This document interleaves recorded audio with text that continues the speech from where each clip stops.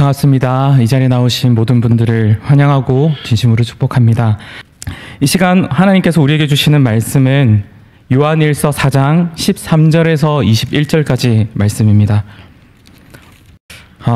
우리가 계속 살펴보고 있는 이 요한일서 안에서 사랑이라는 말이 참 많이 나옵니다. 오늘 본문 말씀 역시 주제가 사랑입니다.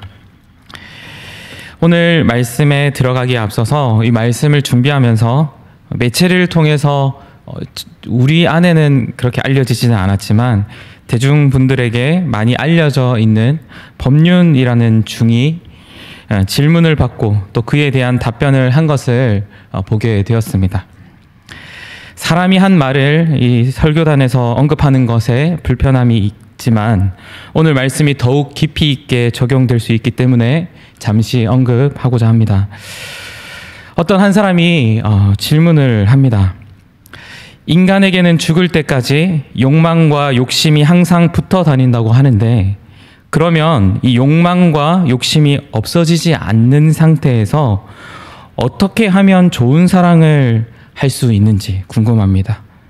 사랑이 도대체 무엇인지 궁금합니다. 이렇게 질문을 했습니다. 이에 대한 이 법륜이라는 중의 답이 매우 충격적이면서 또 일리가 있는 답이었는데요. 그 답은 이렇습니다. 사랑이라는 것은 없습니다. 사랑이라는 말은 있지만 사랑이라는 환상이 있지 사랑이라는 것은 없어요. 굳이 사랑이 있다면 부모가 자식을 보고 안쓰러워하거나 다른 사람의 어려움을 보고 안쓰러워 도와주고 싶다는 그런 생각을 사랑이라고 말할 수는 있습니다. 굳이 사랑이라는 말을 빌린다면 말입니다. 또 남녀 간의 잠자리를 같이 하는 것을 사랑이라고 한다면 이것은 욕망의 다른 이름이지 그러한 이름으로서 사랑이라고 불리는 것에 불과합니다. 라고 답을 했습니다.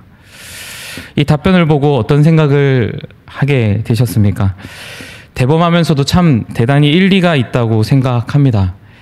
막연히 사랑이라고 생각하는 그 완전한 희생, 완전한 헌신, 완전한 내어줌이 어떻게 있을 수가 있습니까? 동정이 있을 수는 있습니다. 아주 어린 아이들도 작은 것 하나 내어주는 것이 계산적일 때가 얼마나 많은지 유치부 아이들을 통해서도 보게 되는데요. 어른이라고 다를 것 없는 것을 너무나 잘 알지 않습니까? 때로는 아이들보다 더 작은 것을 온전히 내어주는 것에 인색한 경우를 얼마나 많이 경험합니까?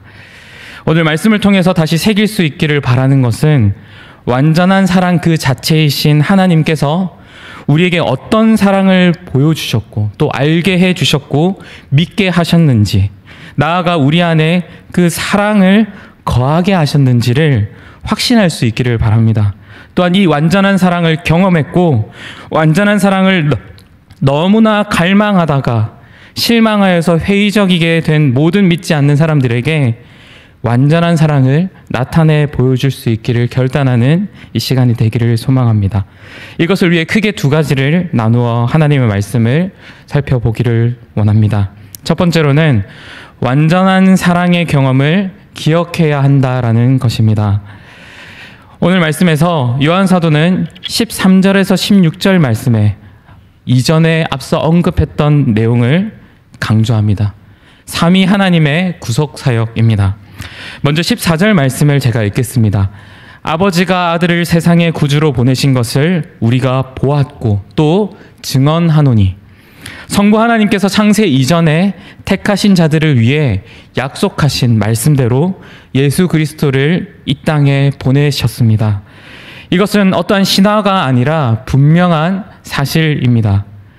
그렇기 때문에 오늘 말씀에서 보았다라는 경험적으로 확실하다라는 이 표현을 하는 것입니다. 1차적으로는 서신을 기록한 이 요한 사도가 분명하게 생생하게 보았고 직접 만져보았고 함께 지냈기 때문에 확실한 고백임이 분명합니다. 나아가 이 서신을 수신하는 이들 역시 예수님께서 승천하신 지 오래되지 않았기 때문에 생생하게 성육신하신 우리 주님을 알고 있습니다. 그렇다면 예수 그리스도를 분명히 아는 이들이 어떻게 14절 하반부 말씀에서 기록하고 있듯 증언을 하게 됩니까?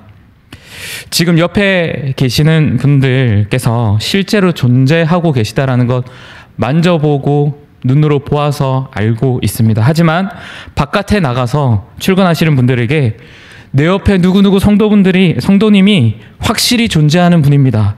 내 두 눈으로 똑똑히 보았고 만져도 보았습니다. 이렇게 고백하시는 분이 계십니까? 이른 새벽에 출근하시는 분들이 듣고 싶었던 소식도 아니고 큰 관심도 없을 것입니다. 그런데 사도 요한을 비롯한 예수 그리스도를 만난 자들이 성육신하신 예수님을 증언하는 이유가 무엇입니까? 오늘 서두에서 잠시 언급했던 것처럼 자신의 모든 것을 완전히 내어주는 완전한 사랑, 완전한 희생과 헌신을 보여주신 분이 계시기 때문입니다. 또한 이것은 단순한 동정이 아니라 오직 그분께서만 하실 수 있는 화평의 일을 하셨기 때문입니다. 죄로 인해 완전한 사랑을 맛볼 수도 없고 사랑 그 자체이신 하나님을 감히 찾을 수도 없는 허물과 죄로 인해 죽은 상태인 우리를 위해 이 땅에 예수 그리스도께서 오셨습니다. 그리고 완전한 사랑을 보여주셨고 그 안에 거하게 하셨습니다. 오늘 본문 15절에서 16절까지 말씀입니다. 너무 잘 아시고 또 동의가 되는 말씀이지만 이 말씀 가운데 우리에게 직접 경험케 하신 그 은혜를 다시 생각해 볼 수 있기를 바랍니다. 제가 읽겠습니다. 누구든지 예수를 하나님의 아들이라 시인하면 하나님이 그의 안에 거하시고 그도 하나님 안에 거하느니라. 하나님이 우리를 사랑하시는 사랑을 우리가 알고 믿었노니 하나님은 사랑이시라. 사랑 안에 거하는 자는 하나님 안에 거하고 하나님도 그의 안에 거하시느니라. 아멘. 허물과 죄로 인해 죽은 우리에게 완전한 사랑을 보여주셨고 또 이것을 알고 믿어 구원에 이르게 하셨습니다. 우리 행태를 볼 때에 앞서 한 불교계 유명 인사가 말했던 바와 같이 인간에게서 사랑은 찾아볼 수 없는 것만 같고 그저 사랑이라는 환상만 있다고 고백할 수밖에 없는데 불구하고 이제는 그 완전한 사랑을 경험하게 하셨습니다. 이를 어떻게 요한일서가 기록된 당시의 시대의 사람들, 다시 말해 예수님을 직접 만지고 보고 예수님의 음성을 들었던 그 경험했던 사람들이 아니라 약 2000년이 지난 지금의 우리에게도 동일한 고백이 될 수 있습니까? 오늘 본문 13절 말씀입니다. 그의 성령을 우리에게 주심으로 우리가 그 안에 거하고 그가 우리 안에 거하시는 줄을 아느니라. 성부께서 작정하시고 성자께서 성취하시고 성령께서 이 모든 것을 적용시키신다는 그 사실을 우리는 신앙 고백으로 사도신경으로 우리의 신앙을 믿음으로 고백하지 않습니까? 바울이 디모데에게 권면한 것과 같이 우리는 이 배우고 확신한 일에 거해야 합니다. 바꿔 말해 우리가 성령 안에서 분명히 경험한 일, 체험한 일에 확신을 가져야 합니다. 마지막 두 번째로는 완전한 사랑 안에 거하며 살아가야 한다라는 것입니다. 오늘 본문 17절 말씀입니다. 제가 읽겠습니다. 이로써 사랑이 우리에게 온전히 이루어진 것은 우리로 심판날에 담대함을 가지게 하려 함이니 주께서 그러하심과 같이 우리도 이 세상에서 그러하니라. 삼위 하나님의 구속 사역을 이루심으로써 죄와 허물로 죽었던 우리가 생명을 얻게 되었습니다. 오늘 본문 말씀의 표현으로는 우리에게 사랑이 온전히 이루어짐으로써 심판날에 담대함을 가지게 되었다. 그렇게 말씀합니다. 이전에 죄의 종노릇했던 우리가 이제는 하나님께 속한 자, 하나님 안에 거하는 자가 되었기 때문입니다.